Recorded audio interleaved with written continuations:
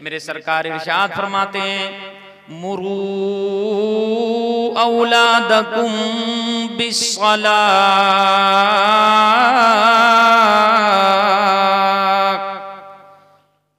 ऐ मेरे गुलामों तुम अपनी औलाद को, तुम अपने बच्चों को, अपनी बच्चियों को नमाज का हुक्म दिया करो, नमाज का आर्डर किया करो, नमाज के लिए कहा करो।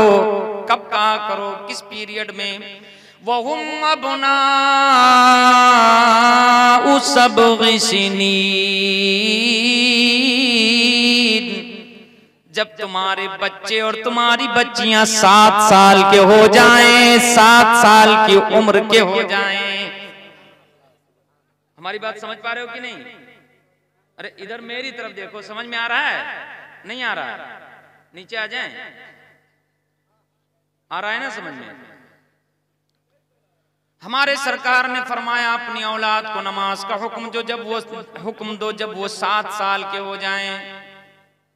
वज़रिबूहुम अलैहा वहुम अबनाउ अशर, और जब वो नमाज से लापरवाही करें, 10 साल के हो जाएं, तो उनको हल्की सी सरजनिश करो, उनकी तंबीह करो, उन्हें मारो, उन्हें डांटो और डपटो। अब मार मार करके हॉस्पिटल ना पहुंचा दो, इसलिए मैं तर्जमा बहुत एहतियाती कर रहा हूं, समझ पा रहे हो? हल्की सरजनिश करो, तंबीह करो, ज़र्ब बराए तादीब हो, ये करो। अब आप नहीं समझे कि इस फरमान में गहराई कितनी है। हजरात, हर मुसलमान आकिल व बालिग पर नमाज फर्ज है। क्या है? बोलो नमाज। अरे इधर देखो यार, नमाज। लगता है सब चुपचाप का छुहारा खा के बैठे।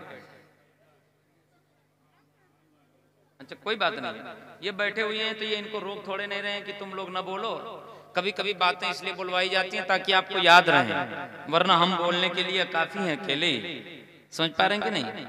हम तो इस तरह भी बोल सकते हैं, कहो तो कुर्सी ढकेल दे, और कुर्सी ढकेलने वाले ही को समझा जाता है कि मुकर्रिर है, और तकरीरें अब वही सक्सेस समझी जाती हैं जिसमें कुर्सी ढकेल दे या खुद ढकेल जाए। समझ पा रहे हो कि नहीं? और ये कुर्सी ढकेल तकरीरों ने हमारा बेड़ा गर्क किया है, इन्होंने ढकेल के हमारा बेड़ा भी गर्क कर दिया है। अब ये ढकेलने और ढकेलने वाला अंदाज छोड़ो, अब कोशिश ये करो कि हम भी और तुम भी दोनों मिल करके हुजूर के गुलाम बने, यहाँ से दीन नशर किया जाए, यहाँ से फरामीन खुदा वो मुस्तफ़ा नशर किए जाएं और शेर किए जाएं, और आप अपने जहन और दिमाग में बसा कर ले जाएं, और कल पर न छोड़ें, बल्कि महफिल में बैठे बैठे ही ये अज़्म कर लें कि अब हमें हुजूर का गुलाम बनना है। बोले नहीं इंशाअल्लाह, बोले इंशाअल्लाह। हज़रात, हर आकिल बालिग मुसलमान पर नमाज फर्ज है। हर मुसलमान पर नमाज फर्ज नहीं है। अगर अक्लमंद है, सिर्फ अक्लमंद पर नमाज फर्ज नहीं है जब तक वो बालिग न हो जाए। जब बालिग हो जाए और आकिल यानी अक्लमंद भी हो तो नमाज फर्ज है, और मुसलमान भी हो तो नमाज उसके ऊपर फर्ज है। यही वजह है कि अगर कोई बचपन ही में पागल हो जाए तो उस पर नमाज फर्ज नहीं होती है, क्योंकि वो बालिग तो बाद में हुआ, 15 साल का हो गया, 20 साल का हो गया, मगर आकिल नहीं है। तो अक्ल भी जरूरी है नमाज के लिए, और बुलूग भी जरूरी है नमाज फर्ज होने के लिए। लेकिन मेरे आका फरमाते हैं, मुरू औलादकुम बिस्सलाति वहुम अबनाउ सब'i सिनीन, ऐ मेरे गुलामों तुम अपने बच्चों और बच्चियों को नमाज का हुक्म दो जब वो 7 साल के हों। 7 साल में उमूमन बच्चे और बच्चियां बालिग नहीं हुआ करती हैं, तो फिर नमाज का हुक्म मेरे सरकार क्यों फरमा रहे हैं कि दिया करो। हजरात, बात यह है कि जब ये बालिग होंगे, 15 साल से पहले भी बालिग हो सकते हैं, मगर 7 साल में उमूमन बालिग नहीं होते हैं। हजरात, मेरे आका ने इरशाद फरमाया, 15 साल में शरीयत बालिग मानती है, 7 साल में जब तुम नमाज इन्हें पढ़ने का हुक्म दोगे, ये नमाज पढ़ेंगे, कभी छोड़ेंगे, कभी पढ़ेंगे, कभी छोड़ेंगे, और जब नमाज पढ़ने जाएंगे तो ये तहियात अभी से याद करेंगे, ये सूरे फातिहा अभी से याद करेंगे, ये कलिमा शरीफ अभी से याद करेंगे, ये नियत का तरीका अभी से सीखेंगे, ये सूरे इखलास अभी से याद करेंगे। जब ये 15 साल के होंगे, उससे पहले पहले जब 10 साल के होंगे और ये नमाज छोड़ेंगे तो इनको तुम्हें सरजनिश करनी है, इन्हें मारकर नमाज पढ़ाना है। 10 साल में भी अभी नमाज इसके ऊपर फर्ज नहीं हुई है, अगर ये बालिग नहीं हुआ है। 10 साल में आपको मारकर नमाज पढ़ाना है। अब 5 साल और नमाज पढ़ाते रहना है। 7 साल से लेकर के 15 साल तक आपको नमाज पढ़ाते रहना है, नमाज पढ़ाते रहना है, खुद भी नमाज पढ़ते रहना है। जब ये बालिग होगा और आकिल तो हो ही जाएगा, पहले बालिग बाद में होगा। जब नमाज फर्ज होगी तो जब सबसे पहली नमाज फर्ज होगी तो वो नमाज बेकार नहीं होगी, बल्कि ये अच्छा खासा नमाजी हो चुका होगा, ये नमाज पूरी तरह सीख चुका होगा। समझ पा रहे हैं कि नहीं? प्रैक्टिस कराई जाती है, बच्चों का जहन तकलीदी होता है। आप अच्छी तरह समझिए, देखो हर चीज पढ़ाने से हासिल नहीं होती है, हर चीज पढ़ने और पढ़ाने से हासिल नहीं होती है। अभी छोटा बच्चा है, कुछ नहीं जानता है, तो वो आपको फॉलो करेगा, उसका जहन तकलीदी है। तकलीदी समझते हो? पैरवी वाला जहन है। क्या है? पैरवी वाला जहन है। पैरवी कैसे करते हैं बच्चे? आप गाली देते हो, अच्छा ये बताओ, गाली देने का कोई कोर्स अलग से कराया जाता है किसी भी यूनिवर्सिटी में? बोलो, आप लोग बोलो। ये कहीं ना जाए, ना मदरसा पढ़ने जाए, ना स्कूल पढ़ने जाए, ना 5 क्लास पढ़े, ना 10 क्लास पढ़े, कुछ ना पढ़े। बच्चा सिर्फ बोलता हो, 3 साल 4 साल का है, गाली ले लो उससे, कितनी बढ़िया गाली देता है, गाली वो भी बढ़िया, मतलब ये है कि जबान कहीं फंसती नहीं है। ये गाली कहाँ सीख के आया है? किस यूनिवर्सिटी से सीखा है? माँ बाप गाली देते हैं, भाई बहन गाली देते हैं, घर में गाली गलौज होता है, ये खुद ब खुद ऑटोमेटिक सीख जाते हैं। समझ पा रहे हैं कि नहीं?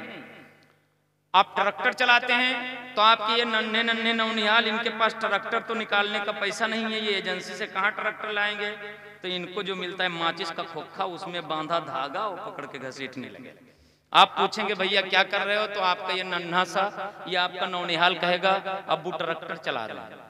क्या कहेंगे? अब्बू ट्रैक्टर चला रहे हैं। हाँ, ये समझ रहे हैं। आप घर बनाते हैं, ये घर बनता हुआ देखते हैं, आप ईंट पर ईंट जोड़ करके मकान बनाते हैं, पिलर रखते हैं, सब कुछ करते हैं, इनके बस का कुछ नहीं। इन्होंने देखा ईंटा रखा हुआ है, 2-4 ईंटों को इकट्ठा किया, घर बनाने लगे, उसी में छत बना दिया, दीवार बना दी, और सब कुछ जितना कुछ देखा था सब बनाने की कोशिश कर रहे हैं। आप इनसे पूछें क्या कर रहे हैं, ये कहेंगे घर बना रहे हैं। क्या कहेंगे? हम घर बना रहे हैं। ये घर बनाने का जज्बा इनको कहाँ से आया? ये ट्रैक्टर चलाने का जज्बा कहाँ से आया? किसी यूनिवर्सिटी ने इन्हें नहीं पढ़ाया, किसी स्कूल ने नहीं पढ़ाया, किसी कॉलेज ने नहीं पढ़ाया। ये अपने माँ बाप को फॉलो कर रहे हैं, ये अपने समाज को फॉलो कर रहे हैं। काश ऐसा होता कि हमारी बहन भी कुरान पढ़ती, हमारी माँ भी कुरान पढ़ती, फजर की अजान होती, पूरे घर के लोग उठ करके, मर्द हजरात मस्जिद में चले जाते अल्लाह का जिक्र करने के लिए और सजदा करने के लिए, और औरतें वुजू बना करके घर का एक पाकीज़ा माहौल होता, अल्लाह की बारगाह में सजदा रेज हो जाती। ये बच्चे जब देखते कि हमारी माएं, हमारी बहनें ये रोजाना घर में 5 वक्त वुजू करके नमाज पढ़ते हैं, तो इनके दिल में बगैर बताए नमाज की अजमत बैठ जाती, बगैर बताए ये नमाजी हो जाते। ये आकिल और बालिग तो बाद में होते, लेकिन बचपन ही में जो सबसे ज्यादा अहम है, असलुल उसूल है, बल्कि यूं कह लीजिए अहमुल फराइज है नमाज, जो दीन का सुतून है, ये नमाज सिखाने की जरूरत नहीं थी, न नदिया नदिया बिस्तरा बांध करके औरंगाबाद, दिल्ली, भोपाल जाने की जरूरत थी। ये तबलीग का मजाक है, बल्कि सरकार के फरमान पर अगर अमल किया जाए तो हर बाप मुबल्लिग है, और जब हर बाप मुबल्लिग है तो हर बच्चा खुद ही नमाजी पैदा होगा। भोपाल जाकर के तबलीग की कोई सुभान। नारे तकबीर, नारे रिसालत, मसलके आला हजरत, जश्न रहमत आलम कॉन्फ्रेंस, नारे तकबीर, नारे रिसालत। माशाअल्लाह, माशाअल्लाह। लेकिन आपको पढ़ने से जरूरत नहीं है, तो जो पाए वो आपको उल्लू बनाए। समझ पा रहे हो कि नहीं? अब तबलीग के नाम पर धोखा है। बताया जाता है हम नमाज की तबलीग करने निकले हैं, लोटिया लेके, टठिया लेके, बिस्तरा लेके, सिलेंडर लेकर के। बुरा न मानिएगा, मैं किसी कम्युनिटी को टारगेट नहीं करता। लेकिन मेरे अजीजों, सच बात कहने का अधिकार है। तवज्जो के साथ सुनिए, आप हदीसों का मुताला करिए। मेरे सरकार ने इरशाद फरमाया, कच्चा प्याज या कच्चा लहसुन खाने के बाद में आप फौरी तौर पर मस्जिद न जाएं। मस्जिद जाने से मना किया गया है। क्यों? इसमें बू होती है, प्याज में और कच्चे लहसुन में इसमें बू होती है। इसको खा करके मस्जिद जाने से मना किया गया है। और पहले वो स्टोव चलता था, धक धक मारते थे। ये बताओ, उसमें मिट्टी का तेल डालते थे, उसमें बू नहीं होती है। और जब मस्जिद में बिरयानी बनाएंगे तो उसमें प्याज नहीं पड़ेगा, लहसुन नहीं। तो इन्होंने कहा कि निकले तो है नमाज के नाम पर, लेकिन मुखालफत करना है पैगंबर इस्लाम की। हुजूर ने कहा कि प्याज खा के नहीं आना, हम प्याज ही मस्जिद में लाएंगे। हुजूर ने कहा लहसुन खा के नहीं आना, हम लहसुन घुसेड़ देंगे मस्जिद में ले जाकर के। मेरे अजीजों, अगर आपने सरकार का फरमान पढ़ा होता तो मुझे कहने की जरूरत नहीं होती। आप खुद ही समझ लेते कि हक किधर है।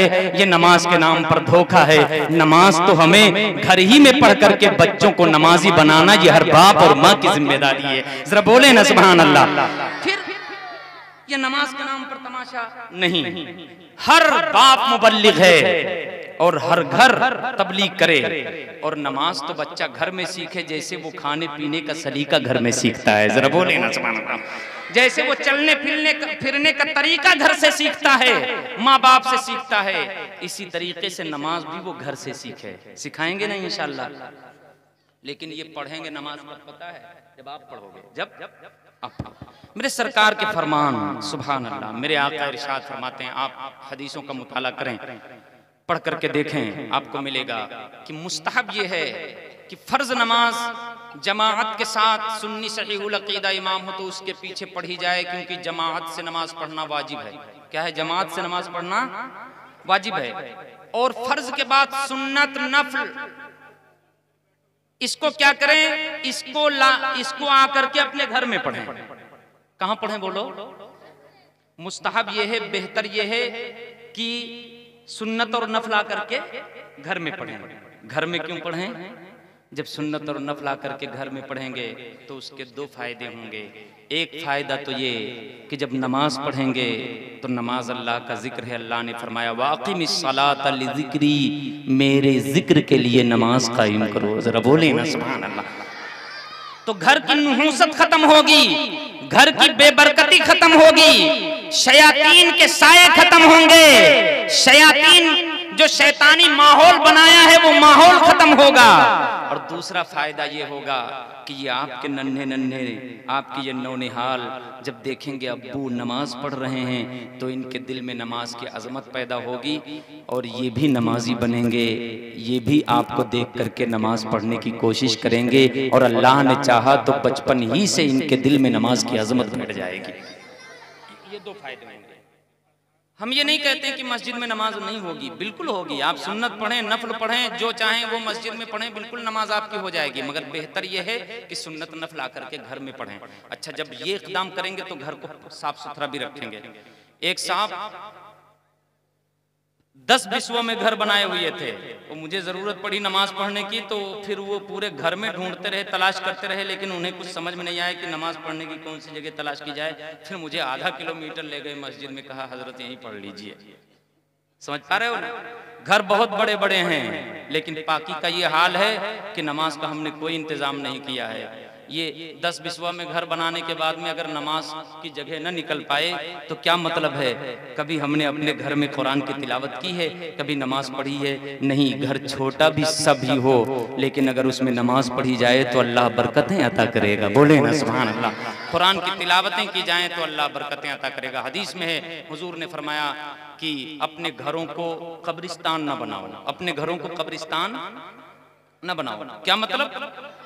अपने घरों में अल्लाह का जिक्र किया करो, अपने घरों में नमाजें पढ़ा करो, अपने घरों में कुरान की तिलावत किया करो, क्योंकि ये सारे काम कब्रिस्तान में नहीं हो पाते हैं। कब्रिस्तान में तो नमाज पढ़ी ही नहीं जाती है, कब्र के सामने सजदा ही नहीं किया जाता है। और घर में जब तुम नमाज पढ़ोगे तो ये कब्रिस्तान नहीं होगा, बल्कि अल्लाह की रहमत का सामान हो जाएगा। बोले, समझ पा रहे हो ना हमारी बात? तो इन चीजों पर पूरी तरह से हमें नजर रखना है इंशाअल्लाह। बोले इंशाअल्लाह।